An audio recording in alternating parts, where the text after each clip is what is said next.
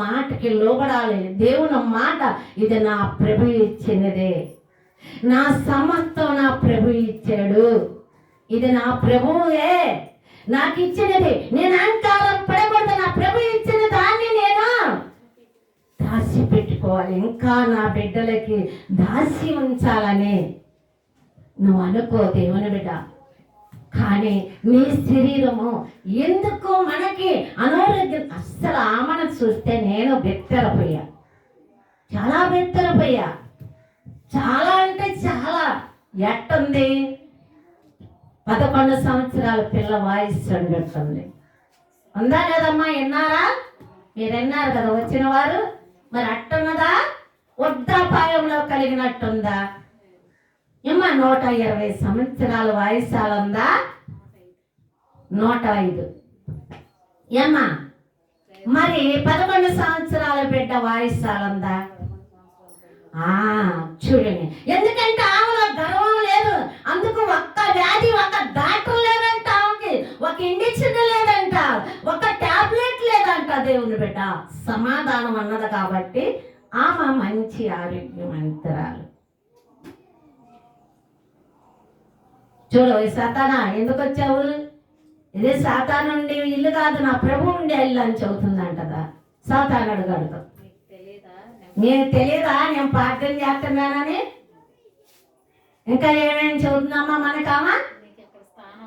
నీకు ఇక్కడ స్థానం లేదు. నా ప్రభు కొన్నది ఎక్కడ? పొలివార్ల మీద, శ్మశానాల్లో, సమాధుల్లో ఉన్న నీకు. నువ్వు వెళ్ళు అక్కడికి, ఇక్కడ నీది కాదు అని చెబుతుందంట. చూసావా? ఆమె ఇల్లు ఎక్కడో అట్లా చెట్లు ఉంటాయి. చూడండి, ఆమె అట్లా గద్దిస్తుందంట. ఈరోజు మనం గద్దిస్తామమ్మా? మనకు లేదు. మనలో స్వార్థం పుట్టింది ముందు. మొట్టమొదట మనం పుట్టేటప్పుడు అసూయత, అహంకారం, స్వార్థంతో వచ్చాము.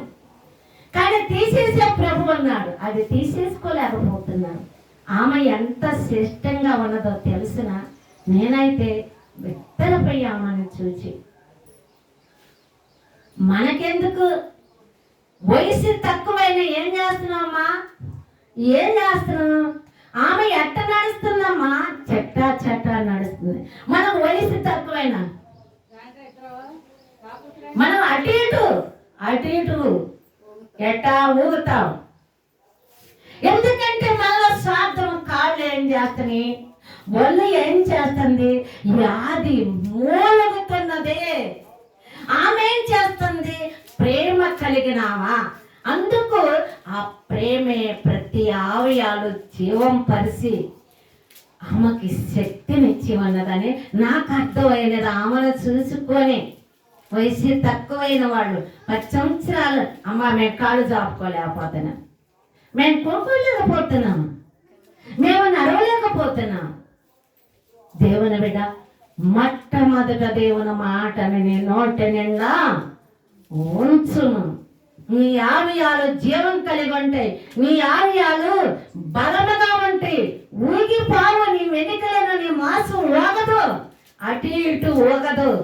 నువ్వు ముందు ఆయన మాటను నోటి నిండా ఉంచు. నీలో స్వార్థంది, నీలో దేశంతి, నీలో అసూయతనది, నీలో అహంకారమునది, నీలో నాకు తెలివి ఉందనుకుంటున్నావు. నా తెలివితేటలని నేను అందరిని కొట్టేస్తాను అనుకుంటున్నావేమో. నువ్వు కొట్టేస్తే నీ వెనుకలు కూడా నిన్ను లొక్కలు ఆడుతూ ఉంటాయి. ఊగులు ఆడితే దేవుని బిడ్డలారా, నేను ఒక బిడ్డని ప్రార్థన చేయయ్యా అంటే,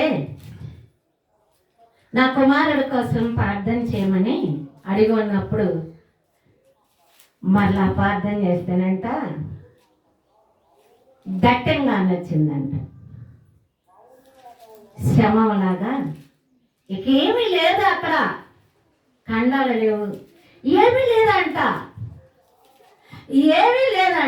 వాస్తవం నాన్న కనపడదా? దేవునికి మహిమయ్య ఎత్తగా ప్రార్థించి అనవసరమైన వద్దు.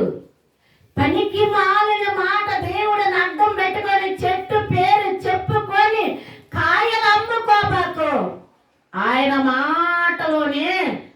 గొంతు కట్టు, ఆయన మాటే ఉపయోగించు.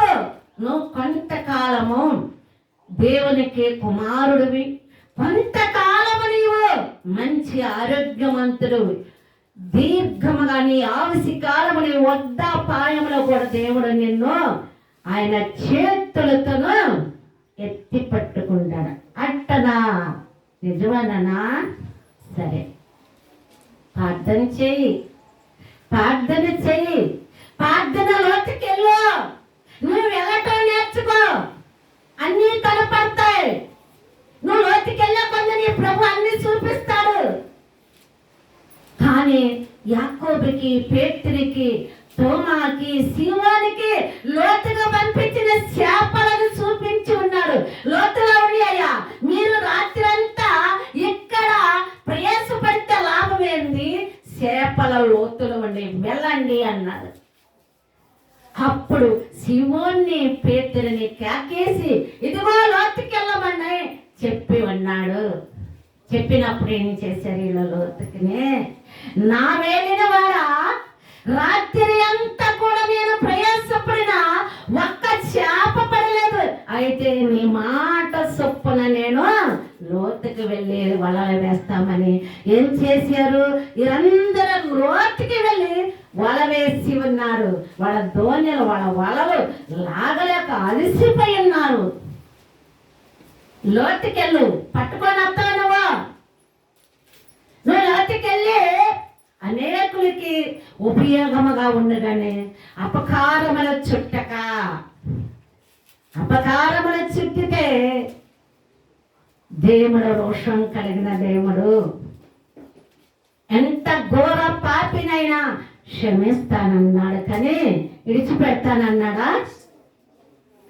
కానీ దేవుని మీద తెలిసి తెలియక ఏదో మన గొప్ప జీవితములను ఏం చేస్తున్నట్టు, నేను చాలా తెలివి కలిగిన వాడిని. అప్పుడు నేనన్నా, నువ్వు ట్రైనింగ్ ఉన్నావు, నువ్వు చదువున్నావు, ఆత్మ లేని వాడు నావాడు కాదు. ఆత్మతో సత్యముతో ఆరాధించేవారు నాకు ధన్యులు అని ప్రభువు పలికిన ప్రతి మాట దేవుని బిడ్డ ఆయన జీవమయ్యే ఓటయ్యున్నది. ఆయన మాట నోటి నిండా. నీ పాడైన నాలిక, నీ నాలిక కోసం ఆయన రక్తం కార్చాడు కదా, నీ నాలికను శుద్ధి చేస్తాడు కదా. ఒక్క నిమిషం తీసుకోరాదా దేవుని కాడ? అయ్యా నా పాడైపోయింది నాలిక, అయ్యా నా నోరు పాడైపోయింది, అయ్యా నా నోటి వల్ల ఎందరిని ఇబ్బంది పెట్టి ఉన్నాను, అయ్యా ఎందరూ వేడిచి ఉన్నారు, నా నాలుక వల్ల నేను ఎందరిని కన్నీళ్ళు పెట్టించి ఉన్నాను, శుద్ధి చెయ్యి, ఇంకా రానీకయ్యా, నా నోరు పాడు కానీక, నాకు విరోధమైన నోటిని బాగు చేయమని అడుగు, దేవునికి అడుగుకొని. నీ నోటిని బాగు చేసేవాడు, నీ నాలుకని శుద్ధి చేసేవాడు, నీ నడవడని పడకని శుద్ధిపరచగలిగిన దేవుడు. నా బిడ్డని వివాహం చేస్తే క్షేమంగా ఉంటుందని, మన బిడ్డలని చూడండి దేవుని బిడ్డలారా, కాలం సమయం ఆయనదయ్యన్నది. ఆ సమయాన్ని బట్టి మనము మెలకు కలిగి ఉండాలి.